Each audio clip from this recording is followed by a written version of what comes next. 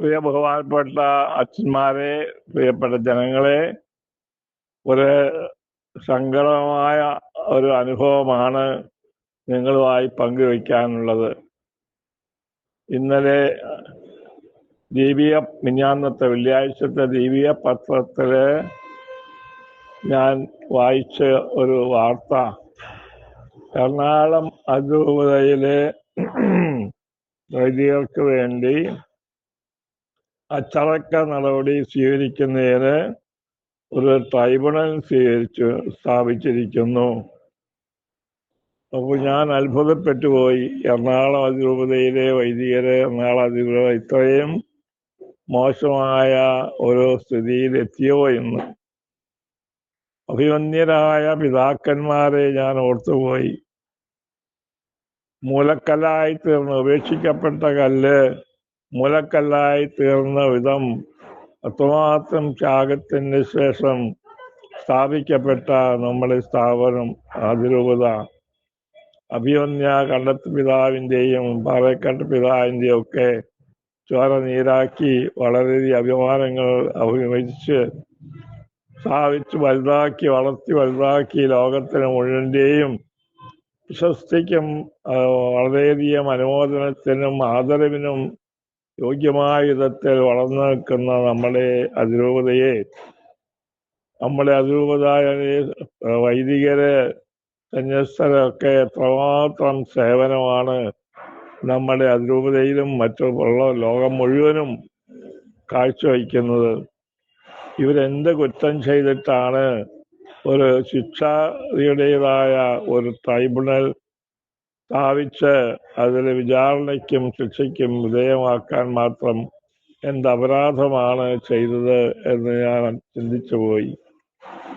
അതിൽ പറഞ്ഞിരിക്കുന്നത് ഏകീകൃത കുർബാന എന്ന ഒറ്റ വിഷയമാണ്. ആ ഏകീകൃത കുർബാന 1962 മുതൽ നമ്മൾ ഒരു ചർച്ചാ വിഷയമാണ്, ഒരു തർക്ക വിഷയമാണ്. അത് ഇപ്പോഴും തർക്കം നടന്നുകൊണ്ടിരിക്കുകയാണ്. അപ്പോഴേക്കും ശിക്ഷിക്കുന്നത് ഉചിതമാണോ? മുൻപത്തെ ഭൂമിയെക്കുറിച്ചുള്ള തർക്കം നടക്കുമ്പോൾ ആരെയും ശിക്ഷിക്കുന്നില്ലല്ലോ. ഞങ്ങളെ ഇറക്കി വിടരുതേ എന്നുള്ള വിലാപം കേൾക്കാൻ പിതാക്കന്മാർ പോലും ഓടിയെടുക്കുന്നു. അവരാരും കൊട്ടുപൊടിയും കൊണ്ടോ ചൂരലും കൊണ്ടോ അല്ല വരുന്നത്. അവർക്ക് വേണ്ടി അവരോടൊപ്പം കണ്ണീരൊഴുക്കുകയാണ് ചെയ്യുന്നത്. എറണാകുളം അതിരൂപത വിലപിക്കുന്നത് അവരുടെ ആരംഭം മുതൽ അവര് പിതാക്കന്മാരുടെ മുമ്പിൽ അവതരിപ്പിച്ച, അല്ലെങ്കിൽ സമൂഹത്തിന്റെ മുമ്പിൽ, സഭയുടെ മുമ്പിൽ അവതരിപ്പിച്ച വലിയ ഒരു പാരമ്പര്യം 60 കൊല്ലത്തോളമായി അനുഷ്ഠിച്ചു വരുന്നതും ലോകമെങ്ങും ആചരിച്ചു വരുന്നതും രണ്ടാം വത്തിക്കാൻ സുനസ് പരസ്യമായി പ്രഖ്യാപിച്ച് ഉന്നവരേറ്റതുമായ ജനത്തിന് അഭിമുഖമായി ജീവിതം സമർപ്പിക്കാനുള്ള ഒരു പാരമ്പര്യ അവകാശം, 10-60 കൊല്ലമായി നടന്നുകൊണ്ടിരിക്കുന്ന അവകാശം, അത് അനുവദിച്ച് കിട്ടണമേ എന്ന് കൈനീട്ടി നിൽക്കുമ്പോൾ ആ കൈക്ക് അടിക്കുന്ന ഒരു മനോഭാവമാണ് ഇവിടെ കാണുന്നത്. വിശക്കുന്നവൻ ഇതാ തൻ്റെ കരങ്ങൾ നീട്ടുമ്പോൾ അതിൻ്റെ മേൽ അടിച്ച് അവനെ ഓടിക്കുന്ന, പിടിച്ച് കെട്ടി അവനെ കൊണ്ടുപോയി ശിക്ഷിക്കുന്ന രീതിയാണ്. ഞങ്ങൾക്ക് ജനാഭിമുഖ കുർബാന അനുവദിക്കണേ എന്ന് കൈനീട്ടി പലപ്രാവശ്യവും വീണ്ടും അഭ്യർത്ഥിച്ചിട്ട് അതിനെ പിടിച്ച് കെട്ടി ഒരു പിതാവിനെ പോലും, ആ പിതാവ് മാപ്പാപ്പയുടെ മുമ്പിൽ പോയി ഇറന്നിട്ട് പോലും അത് പിതാവ് ആ മാപ്പാപ്പയുടെ അനുഗ്രഹാശങ്ങൾക്ക് വിധേയമായി നിങ്ങൾക്ക് കാനനിലോ അനുകൂലമാണല്ലോ, പിന്നെ എന്തിനാ നിങ്ങൾ വിഷമിക്കുന്നതെന്ന് പറഞ്ഞിട്ട് ആ കാനനിലോ ഭാഗം സ്വന്തം ഇഷ്ടം പോലെ വ്യാഖ്യാനിച്ച് ആ കൈനീട്ടി നിൽക്കുന്നവനെ ശിക്ഷിക്കുവാനായിട്ട് ആദ്യമായി 1 മാസം വരെ അവധി ചോദിച്ചു പോലും കേൾക്കാതെ കരിയിൽ പിതാവിനെ ക്രൂരമായ വിധത്തിൽ ശിക്ഷിച്ച് പുറത്താക്കി പരദേശിയാക്കി നാട് കടത്തിയ ഏറ്റവും ദീർഘകാലമായ പ്രവൃത്തികൾ ചെയ്തു. അതിനെ പ്രതികരിക്കാതിരിക്കാൻ പറ്റുമോ? അതിനുശേഷം ആ പിതാവ് ആ സഭയുടെ മേൽ സമർപ്പിച്ച അഭ്യർത്ഥന ഡിസംബർ മാസം 25 വരെ എന്നുള്ള അഭ്യർത്ഥന കേൾക്കാതെ നവംബർ മാസത്തിൽ ഓടി വന്ന് രാത്രിയിൽ കള്ളനെ പോലെ കുർബാനയിലുവാൻ ശ്രമിച്ചതൊക്കെ സഭയിലെ സംഘർഷങ്ങൾക്ക് കാരണമായി. അതിനാരാണ് കാരണക്കാര്? അവന്റെ മേലാൽ ശിക്ഷിക്കാൻ പോകും. അതിന്റെ പേരിലാണ് സഭയില് ഇത് എറണാകുളം വൈദികരും ജനങ്ങളും ഇത് കൈനീട്ടി നിൽക്കുകയാണ്. അവനെ തല്ലുമ്പോൾ ആ കല്ലിന് വടിയെ തടയുന്ന മാത്രമേ ചെയ്യുന്നുള്ളൂ. അവനെ തിരിച്ചടിക്കുന്നില്ല. തിരിച്ചടിക്കാനായിട്ട് കുറെ പേരെ കൂടെ കൊണ്ടുകാണെന്ന് പഴയമർമ്മൽ പിതാവിന് ഒറ്റ കൊടുക്കുവാൻ വേണ്ടി പോർച്ചുഗീസുകാരിലെയും മുമ്പില് അവരെ കൈകൂപ്പി അടിമത്തം വഹിച്ച കുറെ പേരെ കൂട്ടുപിടിച്ച് പഴയമർമ്മൽ പിതാവിനെയും 7 വ്യാകുലങ്ങളെയും പീഡിപ്പിച്ചതുപോലെ ഇന്ന് ഇതാ മാപ്പാപ്പയുടെ അധികാരം വാങ്ങിച്ച് ഏതാനും വരെ വാടകയ്ക്കെടുത്ത് നമ്മളെ ശിക്ഷിക്കുവാനായിട്ട് ശ്രമിക്കുന്നു.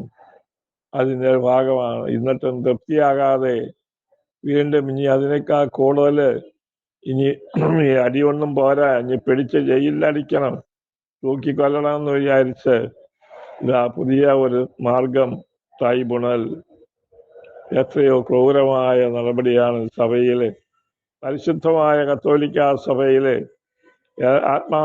ആത്മീയ കാര്യങ്ങൾക്ക് വേണ്ടി പ്രാധാന്യം കൊടുക്കേണ്ടത് സ്നേഹത്തിൻ്റെയും സൗഹാർദ്ദത്തിൻ്റെയും സമവാചനയുടെയുമായ ആ വലിയ സത്യം മുറുകെ പിടിച്ച് നടക്കുന്ന മാപ്പാപ്പയെ പോലെ അവഗണിച്ചുകൊണ്ട് ക്രൂരമായ വടിയുമായിട്ട് അല്ലെങ്കിൽ കൊലക്കയറുമായിട്ട് അല്ലെങ്കിൽ ജയിലറകളുമായി പീഡിപ്പിക്കുവാനായിട്ടാണ് ഈ ഒരു ട്രൈബ്യൂണലിന്റെ നീക്കം എന്നുള്ളത് ഏറ്റവും ദുഃഖകരമായ ഒരവസ്ഥയാണ്.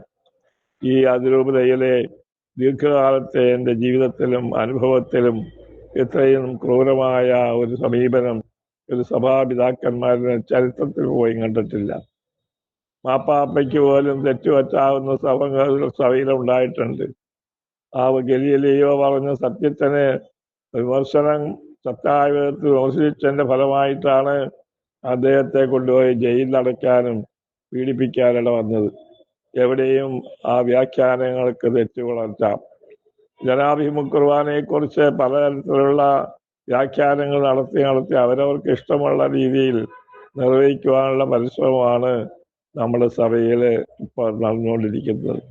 ഏതാനും പേരുടെ സ്വാർത്ഥമായ താല്പര്യങ്ങൾ, ലക്ഷ്യങ്ങൾ, ലാഭങ്ങൾ മാത്രം മുറുകെ പിടിച്ച് ആധ്യാത്മികമായ ആ ലക്ഷ്യങ്ങളെയെല്ലാം അവഗണിച്ചുകൊണ്ട് സ്വന്തം താല്പര്യത്തിന് വേണ്ടി അവരനെ ആക്ഷേപിക്കുകയും അവനെ ക്രൂശിക്കുകയും ചെയ്യുന്ന രീതിയാണ്. നമുക്ക് പ്രാർത്ഥിക്കാം. ഈ ക്രിസ്മസ് അവസരം ശാന്തിയുടെയും സമാധാനത്തിൻ്റെയും വലിയ സന്ദേശം ലോകം മുഴുവൻ മുഴുകുമ്പോൾ നമ്മുടെ കരങ്ങളെ ബന്ധിക്കുവാനുള്ള പരിശ്രമത്തെ ആ കർത്താവ് വിശ്വസിച്ച തന്നെ വേണ്ട വിധത്തിൽ പരിഹരിക്കട്ടെ എന്ന് നമുക്ക് പ്രാർത്ഥിക്കാം. എല്ലാവർക്കും ക്രിസ്മസിൻ്റെതായ ആശംസകൾ, പ്രാർത്ഥനകൾ. പ്രതിസന്ധികളെയും പ്രയാസങ്ങളെയും നമുക്ക് അതിജീവിക്കാൻ വേണ്ട ശക്തി ഉന്നിമിഷ്യ നമുക്ക് എല്ലാവർക്കും നൽകട്ടെ എന്ന് ഞാൻ പ്രാർത്ഥിക്കുകയാണ്. എല്ലാവർക്കും ഒരിക്കൽ കൂടി പുതിയ വർഷത്തിൻ്റെയും ക്രിസ്മസിൻ്റെയും ആശംസകൾ നൽകിക്കൊണ്ട് എൻ്റെ വാക്കുകളെ ഞാൻ സ്മരിക്കുന്നു.